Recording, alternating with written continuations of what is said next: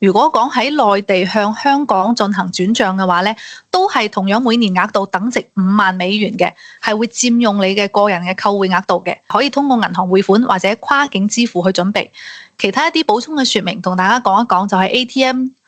取現啦，同埋包括電子支付呢一 part。如果講你香港銀行卡綁定微信支付寶，你哋單筆$20以下係免手續費，超過嗰部分咧要按有手續費去收嘅。喺呢度同大家強調一下一個外匯管制嘅問題，你嘅資金匯出係需要符合資金本身項目嘅管理規定嘅。如果你係境外購房啊，或者購買人壽保險啊，或者返還型嘅分紅類型保險，股票投資啊嗰啲咧，可能係唔允許嘅。你需要提供一啲資金來源嘅證明，譬如你有商業合同啦，或者講你有稅務嘅憑證啦。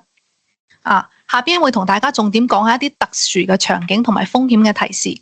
香港居民喺內地購房要遵循專項嘅一個跨境匯款嘅安排，譬如你頭先講到提供呢個購房合同係嘛，資金用途咧要做嚴格嘅匹配，同埋一啲非法管道嘅風險。如果講你哋係揾一啲換店或者好唔正規嘅渠道，可能會涉及到洗錢嘅嫌疑嘅喎。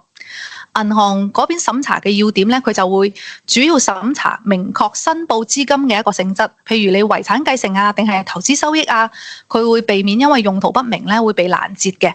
同埋你頻繁交易咧都會有可能觸發我哋呢邊銀行嘅風控系統噶，所以要提前同收款行嗰邊溝通去核實呢個流程。建議大家咧，我哋喺外匯管制之下，一定要遵循一個合規嘅一個規則。大額嘅資金要提前做好規劃同埋證明嘅材料，同埋咧確保資金嘅來源合法合規，咁就避免我哋啲長者走咗歪路啊，或者講浪費咗佢哋嘅時間啦。